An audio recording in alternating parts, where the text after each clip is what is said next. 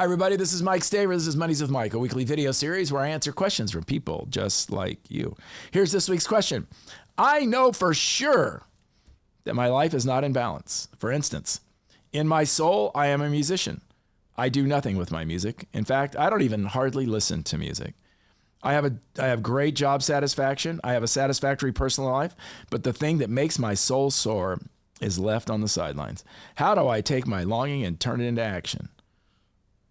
A return to what my soul craves. Oh, I want to return to what my soul craves, but my circumstances resist it. I wish we could cue a song right now of some kind of music. Wouldn't that be good? That'd be good. Listen to your question. How do I return to what my soul craves, but my circumstances resist it? You cannot give up what your soul craves to your circumstances. You just admitted in your question that you have surrendered what your soul craves to your circumstances. You can't do that. And if you do that, guess what happens to your soul? Listen to this. I have to return to what my soul craves. And how do I take my longing and turn it into action? Turn on the radio, brother or sister. Or I don't know if you're a singer or what kind of musician you are. I do nothing with music and my soul soars when I'm involved in music. I want you to ask yourself a question. At what point did you get off the music highway? At what point did you say to your soul, it's just not that important. Something else is more important. My work is more important. My relationship is more important. My time's more important. There is nothing more important in your life than feeding your soul. Your soul is the essence of who you are. Not to feed the essence of who you are is I don't know, is it neglect? Is it abuse? What is it? So here's how you do it.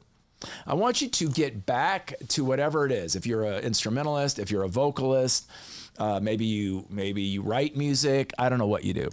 And I just want you to sit down with something really simple and spend some time with it. Maybe it's your favorite song. Maybe it's a piece of music that you wrote. Maybe you just go to your instrument, whether it's a piano or a violin or an oboe or I don't know, and you just hold it or you just sit there.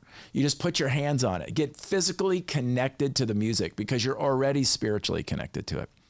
And for the rest of you who this doesn't apply to, that music is not the thing that frees your soul, I want you to ask yourself this question. What is it that you need to do to return to soulfulness? For some people, it's music.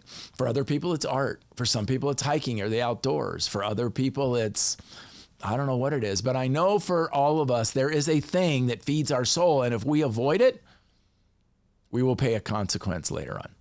So the way that you get back into it is that you discipline yourself to say, all right, for 5 minutes every morning, I'm going to sit at the piano. I'm going to hold the guitar. I'm going to read a piece of sheet music. I'm going to watch videos about music. For me, music I don't crave it because I'm not a musician, but I know that if there's no music in my life, I start to fade a little bit. Like today, coming to the studio, I turned on a specific radio station. I just listened to it. It got my mind right. Do the little incremental things that reconnect you to your soul, reconnect you to your music so that your soul comes alive again. That was a great question. All of us have something. All of us have something that our soul craves. And to deny our soul of its cravings, not a good idea. Hope that was helpful. If you have a question, send it to info@mikestaver.com. Info@mikestaver.com. I'm going to work it in really soon. Don't forget to share Money's with Mike. You can hit the share button. If there's anything we can do, look over here on the side or over here on the side, and we're happy to help you in other ways. Take care, everybody. We'll see you next time.